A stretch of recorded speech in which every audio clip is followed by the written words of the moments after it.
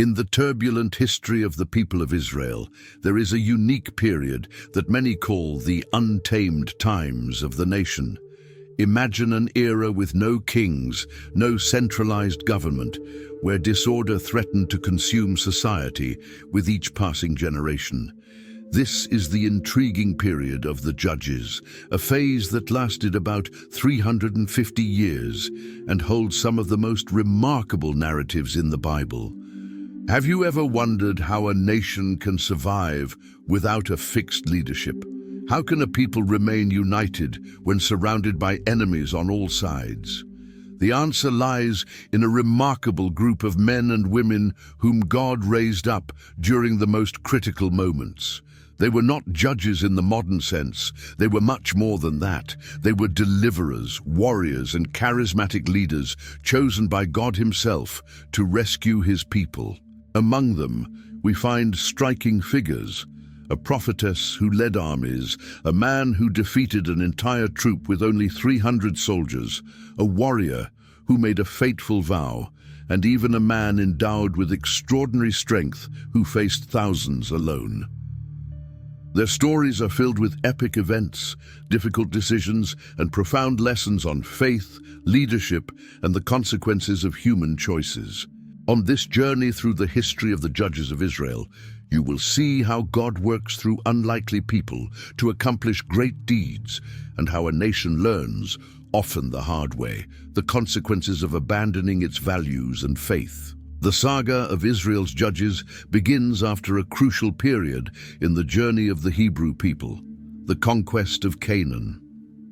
Under the command of Joshua, the successor of Moses, the tribes of Israel took possession of much of the Promised Land through historic battles, such as the fall of Jericho's walls and the fight in which the sun stood still over Gibeon.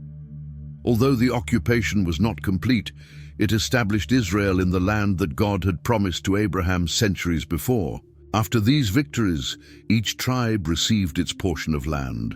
Reuben, Gad, and part of the tribe of Manasseh settled east of the Jordan, while the other tribes occupied the western regions. Judah took the south, including the mountainous area. Ephraim and the other half of Manasseh settled in the central region, while the remaining tribes inhabited their designated territories according to the sacred lot. Near the end of his life, Joshua convened a great assembly in Shechem. In this historic gathering, he reminded the people of God's mighty deeds, from Abraham's calling to that very moment. In an unforgettable speech, he challenged the Israelites with the words, "Choose today whom you will serve." The people responded with a solemn vow of loyalty to the Lord, and Joshua sealed this covenant, recording it in the book of the law of God. The death of Joshua brought enormous challenges to Israel. Without a central leader appointed by God, each tribe was responsible for completing the occupation of its land and dealing with the Canaanites who still lived there. Some tribes succeeded, but others failed to drive out the pagan inhabitants completely, choosing instead to establish agreements and collect tribute, disobeying God's command not to form alliances with those nations. Over time, a new generation arose, one that had not witnessed God's great deeds, the crossing of the Red Sea, the provision in the wilderness, the conquest of Canaan. This generation did not know the Lord intimately, nor did they understand the importance of keeping His covenant. They began to intermingle with the local peoples, adopting their customs, and more gravely, their gods. This marked the beginning of a repetitive cycle that would define the entire period of the Judges. The pattern began when the people abandoned God, turning to the Canaanite idols, especially Baal and Asherah. As a consequence of this unfaithfulness, God allowed enemy nations to oppress them. Under the weight of this oppression, the people repented and cried out to the Lord for deliverance. In His grace, God raised up a judge to liberate and lead Israel. During that judge's leadership, the nation experienced a time of stability and prosperity. However, after the judge's death, the cycle would start again with a new phase of apostasy. The judges were different from the kings who would come later. They did not establish dynasties, collect taxes, or maintain a royal court. They were leaders raised by God for specific missions, combining military and spiritual roles. As commanders, they organized armies and led battles of deliverance. As spiritual guides, they exhorted the people to return to their covenant with God and judge disputes according to the law of Moses. The first of these judges was Othniel, Caleb's nephew. His bravery was already well known. He had conquered the city of Kiriath Sepher and, as a reward, received Caleb's daughter, Achsah, as his wife. When Israel fell under the rule of Cushan-Rishathaim, king of Mesopotamia, for 8 years the Spirit of the Lord came upon Othniel. He led Israel in a campaign of liberation, defeating the oppressor and securing a period of peace for 40 years. After his death, Israel once again strayed from God and fell under the rule of Eglon, king of Moab, who formed an alliance with the Ammonites and Amalekites. For 18 years, the Israelites were forced to pay heavy tribute to the Moabites. Then God raised up Ehud, a left-handed man from the tribe of Benjamin, as their deliverer. Ehud devised a clever plan. He crafted a double-edged dagger, 1 cubit in length, and hid it under his garments on his right side, an unusual move that would not arouse suspicion, as warriors typically carried their weapons on the left. As part of the delegation delivering tribute to Eglon, he managed to secure a private audience with the king, claiming to have a secret message for him. When he was alone with Eglon, who was very obese, Ehud declared that he had a message from God. Seizing the moment as the king rose from his throne, he drew his sword with his left hand and plunged it into the king's belly. After locking the doors of the royal chamber and escaping, Ehud mobilized an Israelite army, seized the fords of the Jordan to prevent the Moabites from fleeing, and led a campaign that resulted in the death of 10,000 enemy warriors. This victory secured 80 years of peace for Israel. The next judge mentioned is Shamgar, son of Anath, whose story is told in just 1 verse. During a period of Philistine oppression, he killed 600 enemies using an ox goad, a long agricultural tool with a metal tip used to drive cattle. This brief mention demonstrates how God can use unlikely instruments to deliver his people. Once again, Israel turned away from God, and this time they fell under the oppression of King Jabin of Hazor, a Canaanite city-state. Jabin commanded a formidable army with 900 iron chariots, the most advanced military technology of the time. For 20 years, he harshly oppressed the Israelites, who lived in constant fear due to the superior military power of the Canaanites. During this time, Deborah, a prophetess, judged Israel. She sat under a palm tree between Ramah and Bethel in the hill country of Ephraim, where the people came to her to settle disputes. Her spiritual authority was recognized throughout Israel, and through her, God communicated his will to the people. Deborah summoned Barak from Naphtali, conveying God's command for him to gather 10,000 men from the tribes of Naphtali and Zebulun on Mount Tabor. Although called by God, Barak was reluctant to go without Deborah's presence. She agreed to accompany him, but prophesied that the glory of the victory would be given to a woman. The battle against Sisera, commander of Jabin's army, was extraordinary. As Barak descended from Mount Tabor with his men, God threw the enemy army into confusion. A heavy rain turned the Kishon River Valley into a muddy swamp, making the feared iron chariots more of a hindrance than an advantage. The Canaanite army was completely defeated, and Sisera fled on foot. The fleeing general sought refuge in the tent of Jael, the wife of Heber the Kenite. Although her people were at peace with Jabin, Jael sided with Israel. She offered Sisera hospitality, giving him milk to drink and a place to rest. When he fell into a deep sleep from exhaustion, Jael took a tent peg and a hammer and drove the peg through Sisera's temple, killing him. Thus, Deborah's prophecy was fulfilled. The glory of victory was given to a woman. This great victory was celebrated in the Song of Deborah, one of the oldest and most beautiful poetic compositions in the Bible. The song not only rejoices in the triumph, but also provides important historical details. It praises the tribes that participated in the battle: Zebulun, Naphtali, Issachar, Ephraim, Benjamin, and Manasseh. Criticizes those who refrained: Reuben, Gilead, Dan, and Asher, and exalts the heroes while pronouncing curses on those who did not aid the Lord's cause. Years later, Israel once again turned away from God and suffered severe oppression from the Midianites. For 7 years, the Midianites, along with the Amalekites and other eastern peoples, invaded Israel during harvest time, destroying crops and stealing livestock, forcing many Israelites to hide in mountain caves. It was in this context that God called Gideon, who was threshing wheat in a winepress, to hide it from the Midianites. An angel of the Lord appeared to him, calling him a mighty warrior, an ironic title given his fear. Gideon questioned God's presence amid the suffering of his people, but was given the mission to deliver Israel. His first task was to destroy the altar of Baal that belonged to his own father and cut down the Asherah pole beside it. Gideon carried out this mission at night with the help of 10 servants. When the people discovered what had happened and sought to kill him, his father defended him with an ironic argument: if Baal was truly a god, let him defend himself. This incident earned Gideon the name Jerubbaal, meaning "let Baal contend against him." Still uncertain about his mission, Gideon asked God for 2 signs using a fleece of wool. On the first night, he asked that the fleece be wet with dew, while the ground around it remained dry. On the second night, he requested the opposite. God granted both signs, confirming his call. With divine confirmation, Gideon assembled an army of 32,000 men.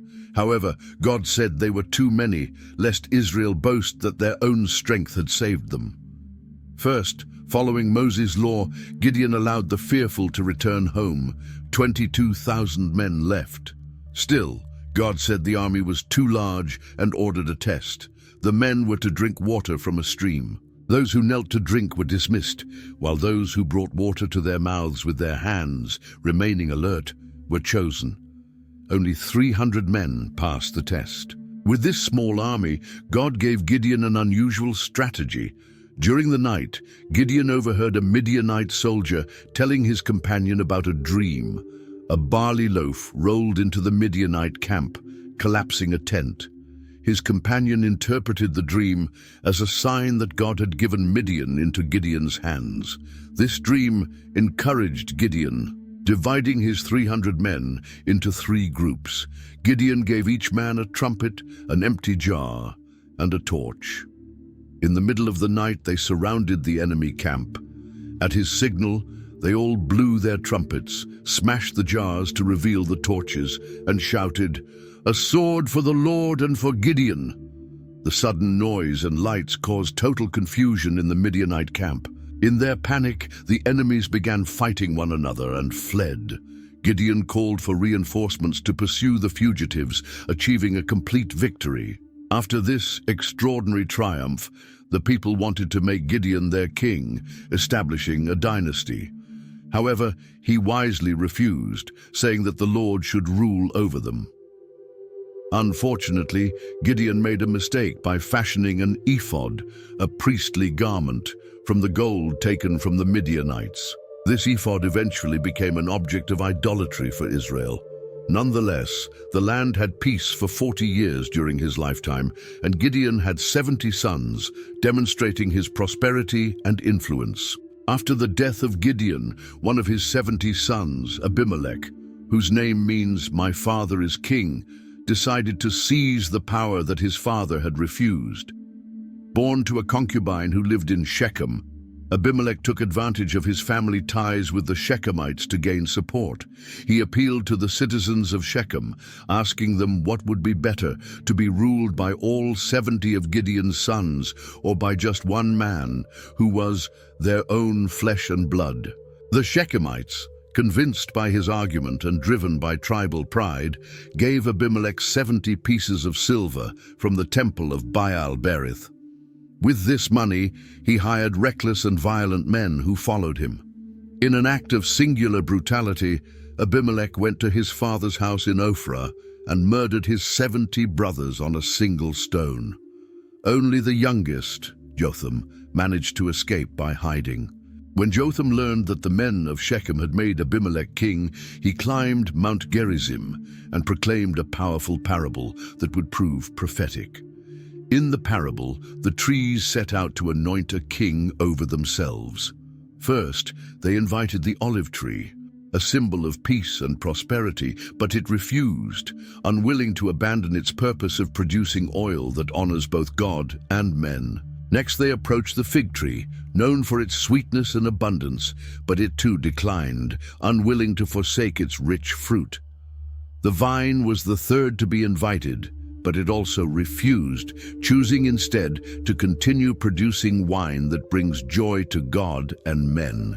Finally, all the trees turned to the thorn bush, a useless and troublesome plant. The thorn bush, representing Abimelech, eagerly accepted, but with a threat. "If you truly want to anoint me as king, come and take refuge in my shade. But if not, let fire come out of the thorn bush and consume the cedars of Lebanon." This parable was a clear warning. Abimelech would be a destructive ruler, and both he and the Shechemites would ultimately destroy each other. Jotham's prophecy was soon fulfilled. After 3 years of rule, God allowed an evil spirit to stir between Abimelech and the citizens of Shechem, who began to act treacherously against him. The very city that had supported him now turned against his rule. A new leader, Gaal, son of Ebed, arrived in Shechem and began inciting the people against Abimelech, questioning why they should serve the son of Gideon's concubine. When Zebul, the city's governor and an ally of Abimelech, learned of the conspiracy, he sent messengers to warn the king. Abimelech responded with brutal violence. He attacked the city, killed its inhabitants, and completely destroyed it, sowing salt over its ruins, a symbolic act of curse and perpetual desolation. The survivors took refuge in the tower of the temple of Baal-berith, but Abimelech and his men cut branches from trees, surrounded the tower, and set it on fire, killing about 1,000 people. Abimelech's bloody career came to an end in Thebez, another city he attempted to conquer. As he attacked a strong tower where the people had taken refuge, a woman threw a millstone down onto his head, fracturing his skull. To avoid the disgrace of dying by a woman's hand, Abimelech ordered his armor-bearer to kill him with a sword. Thus ended Israel's first experiment with monarchy in tragedy and bloodshed. After this turbulent period, God raised up Tola from the tribe of Issachar to judge Israel. Living in Shamir, in the hill country of Ephraim, he led Israel for 23 years, restoring order and justice after the chaos left by Abimelech. Although little is said about his rule, the fact that he provided more than 2 decades of stability suggests a time of peace and a return to the worship of the Lord. After Tola came Jair the Gileadite, who judged Israel for 22 years. His prosperity is evident in the fact that he had 30 sons, who rode 30 donkeys and governed 30 towns in Gilead. This detail not only demonstrates Jair's wealth and influence, but also suggests a period of peace and economic growth under his leadership. However, after Jair's death, the Israelites once again turned away from the Lord, serving the Baals, Ashtoreths, and other pagan gods. As a consequence, God handed them over to the Philistines and Ammonites, who oppressed them severely for 18 years. It was in this context that Jephthah emerged, a complex and tragic figure in Israel's history. Jephthah was the son of Gilead and a prostitute. When he grew up, his half-brothers, born to Gilead's legitimate wife, drove him out of the family, telling him that he would have no share in the inheritance since he was the son of another woman. Rejected, Jephthah settled in the land of Tob, where he gathered around himself a band of outlaws who followed him in his ventures. When the Ammonites began waging war against Israel, the elders of Gilead went to seek out Jephthah, the very man they had once rejected, asking him to lead them in battle. Jephthah first confronted them with the irony of the situation. They had cast him out, and now they sought his help. After negotiations, he agreed to lead the people on the condition that if he won, he would be recognized as ruler over all the inhabitants of Gilead. Before going into battle, Jephthah attempted diplomacy. He sent messengers to the king of the Ammonites, questioning his reasons for attacking Israel. The king responded by accusing Israel of having taken his people's land when they came up from Egypt. Jephthah then provided a detailed historical explanation, demonstrating that Israel had rightfully taken those lands from Sihon, king of the Amorites, and not from the Ammonites. He argued that after 300 years of peaceful occupation, why were the Ammonites only now laying claim to the land? When diplomacy failed, Jephthah prepared for war. It was then that he made a reckless vow to the Lord. If God granted him victory, he would offer as a burnt sacrifice the first thing that came out of his house to greet him upon his return. The Lord gave Jephthah victory, and he utterly defeated the Ammonites. However, as he returned home to Mizpah, the first to come out to meet him, dancing to the sound of tambourines, was his only daughter. Faced with this tragedy, Jephthah tore his clothes in despair. His daughter, upon learning of the vow, accepted her fate, asking only for 2 months to mourn her virginity in the mountains with her friends. After this period, Jephthah fulfilled his vow, an act that established a custom in Israel. Every year, young women would go out for 4 days to lament the daughter of Jephthah. Jephthah's victory over the Ammonites, however, provoked internal conflict with the tribe of Ephraim. The Ephraimites, feeling excluded from the glory of battle, threatened to burn down Jephthah's house. This conflict led to a civil war in which the Gileadites, under Jephthah's leadership, defeated the Ephraimites. To identify fleeing Ephraimites trying to cross the Jordan, the Gileadites used a linguistic test. They asked them to pronounce the word Shibboleth. The Ephraimites, who could not pronounce the sh sound, said Sibboleth instead and were executed. 42,000 Ephraimites died in this fratricidal conflict. After Jephthah, who judged Israel for 6 years, came 3 minor judges. Ibzan of Bethlehem, who had 30 sons and 30 daughters, ruled for 7 years. Elon the Zebulunite judged Israel for 10 years, and Abdon, who had 40 sons and 30 grandsons who rode 70 donkeys, judged Israel for 8 years. Although little is said about their rule, the number of children and the mention of donkeys suggest periods of relative peace and prosperity. The next great judge would be Samson, whose story begins even before his birth. At a time when Israel was under Philistine rule, the angel of the Lord appeared to Manoah's wife, who was barren, announcing that she would have a son. This child was to be a Nazirite from the womb, meaning he must never drink wine or strong drink, never cut his hair, and never touch a dead body. He would begin to deliver Israel from the power of the Philistines. When the boy was born, he was named Samson, and the Lord blessed him. As he grew, the Spirit of the Lord began to stir within him, manifesting in supernatural feats of strength. However, Samson also exhibited significant weaknesses, particularly his attraction to Philistine women, which went against God's law forbidding marriage with pagan nations. The first of these women was a young woman from Timnah. When Samson went to see her, he encountered a young lion along the way and, moved by the Spirit of the Lord, tore it apart with his bare hands as easily as if it were a young goat. Days later, passing by the same place, he found a swarm of bees and honey inside the lion's carcass. This incident inspired a riddle that he posed during his wedding feast. Out of the eater came something to eat, and out of the strong came sweetness. The Philistines, unable to solve the riddle, pressured Samson's bride to coax the answer from him. She pestered him for 7 days until he finally revealed the secret, which she then told her people. Enraged by the betrayal, Samson killed 30 Philistines in Ashkelon to pay the wager on the riddle. Later, upon discovering that his father-in-law had given his wife to another man, Samson captured 300 foxes, tied them together in pairs with torches between their tails, and released them into the Philistine fields, destroying their crops. The Philistines retaliated by burning Samson's wife and her father. In revenge, Samson attacked them with great slaughter. The Philistines then invaded Judah in search of him. To prevent war, 3,000 men of Judah went to Samson, who had taken refuge in the cave of Etam, and bound him to hand him over to the Philistines. However, when they brought him tied up, the Spirit of the Lord came upon him mightily.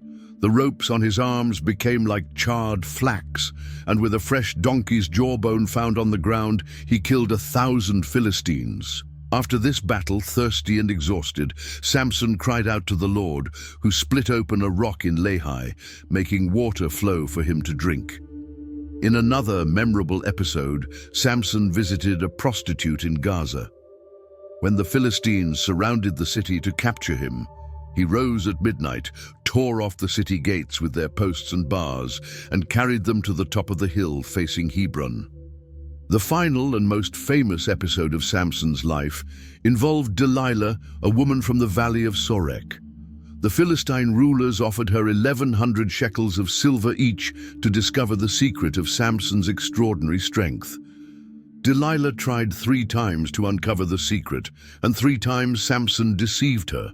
First, he said he could be bound with 7 fresh bowstrings, then with new ropes that had never been used, and then by weaving 7 braids of his hair into a loom. Each time Delilah tested these false claims, Philistines were hidden in the room, ready to capture him. Finally, after Delilah pestered him daily until his soul was vexed to death, Samson revealed that his strength lay in his uncut hair, a sign of his consecration to God as a Nazirite from birth. Delilah lulled Samson to sleep in her lap and called a man to shave off his 7 braids. His strength left him, and the Philistines captured him. They gouged out his eyes, took him to Gaza, bound him with bronze chains, and made him grind grain in prison. However, his hair began to grow back. The Philistine rulers gathered to offer a great sacrifice to their god Dagon and celebrate Samson's capture. During the feast, with the temple filled with people, they brought Samson out to entertain them. Positioned between the central pillars supporting the temple, Samson asked the boy, guiding him to let him touch the pillars for support. Then Samson prayed his final prayer. "Lord God, remember me. Please strengthen me just once more, O God, so that I may take revenge on the Philistines for my 2 eyes." With all his might he pushed against the central pillars, and the temple collapsed on the rulers and all the people inside. Thus Samson killed far more in his death than he had during his life. His brothers and entire family came to retrieve his body and buried him in the tomb of his father Manoah between Zorah and Eshtaol. He had judged Israel for 20 years. The final period of the era of the judges is marked by the transition to monarchy, a shift personified in Samuel, who would be the last judge and the first of the great prophets. His story begins with his mother, Hannah's deep longing for a child. Hannah was one of the 2 wives of Elkanah and suffered greatly because she was barren. During a visit to the tabernacle in Shiloh, she fervently prayed to the Lord, vowing that if he gave her a son, she would dedicate him to God's service for his entire life. The Lord answered her prayer, and she gave birth to Samuel. True to her promise, once the boy was weaned, Hannah took him to the tabernacle and entrusted him to the care of the priest Eli. Samuel grew up ministering before the Lord, wearing a linen ephod and receiving a new robe each year that his mother brought him. Samuel's prophetic calling came while he was still a boy. One night, as he slept near the ark of God in the tabernacle, the Lord called him. Thinking it was Eli, Samuel ran to the priest 3 times. On the 3rd time, Eli realized it was the Lord calling the boy and instructed him to respond, "Speak, Lord, for your servant is listening." It was then that the Lord revealed to Samuel his first prophetic message, a judgment that would come upon Eli's household due to the wickedness of his sons. Eli's sons, Hophni and Phinehas, were corrupt priests who dishonored the Lord's offerings and exploited the people. Despite their father's warnings, they continued in their evil ways. This led to a great tragedy. During a battle against the Philistines, the Ark of the Lord was captured. Hophni and Phinehas were killed, and upon hearing the news, Eli fell from his chair, broke his neck, and died. As Samuel grew, all of Israel recognized that he had been established as a prophet of the Lord. He traveled in a circuit through Bethel, Gilgal, and Mizpah, judging Israel in all these places. However, as he grew older, he appointed his sons as judges, but they did not follow his ways. They accepted bribes and perverted justice. This situation, along with the ongoing Philistine threat, led the elders of Israel to ask Samuel for a king, like all the other nations have. This request displeased Samuel, but the Lord instructed him to listen to the people, warning them, however, about the rights and demands that a king would place upon them. Following divine guidance, Samuel anointed Saul, a young man from the tribe of Benjamin, as Israel's first king. This act marked the official end of the era of the judges and the beginning of Israel's monarchy. However, this transition did not mean a complete abandonment of the old system. Samuel continued to wield influence as a prophet and advisor, representing the continuity of spiritual authority, while political authority was transferred to the king. The era of the judges, which lasted approximately 350 years, was a crucial period in Israel's history, marked by cycles of apostasy, oppression, repentance, and deliverance. The judges were God's instruments in preserving the nation and its faith in difficult times, paving the way for the establishment of the monarchy. Their stories remain relevant, showing how God can use imperfect people to fulfill his purposes and how faithfulness to him is essential for the well-being of his people. The story of the judges of Israel teaches us profound and timeless lessons. We see how God, in his infinite wisdom and mercy, never abandoned his people, even when they strayed. Through unlikely individuals, a prophetess like Deborah, an insecure man like Gideon, an outcast like Jephthah, a strong yet impulsive man like Samson, God displayed his power and fulfilled his purposes. Each judge, with their strengths and weaknesses, shows us that God can use anyone willing to serve him. Their stories reveal that true strength does not come from large armies, extraordinary skills, or positions of power, but from faithfulness to the Lord and a willingness to be used by him. The repetitive cycle of apostasy, oppression, repentance, and deliverance reflects not only Israel's history, but also our own spiritual journey. How many times do we drift away from God, suffer the consequences, cry out for help, and experience his restoring grace? This story challenges us to reflect. What kind of leadership do we seek today? How do we respond to God's calling in our lives? Are we willing to be instruments in his hands, even if we feel inadequate or imperfect? If you have been touched by these extraordinary biblical stories and want to keep learning about God's marvelous works, be sure to subscribe to our channel. Turn on notifications to receive updates on new videos and share this with friends and family who may also be encouraged by these messages. Together, we can spread God's word and its eternal lessons to more people. Remember, just as God used ordinary people to accomplish extraordinary things in the time of the judges, he continues to do the same today. You too can be an instrument in the hands of the Lord. Leave a like, share this video, and we'll see you in the next episode of our biblical stories.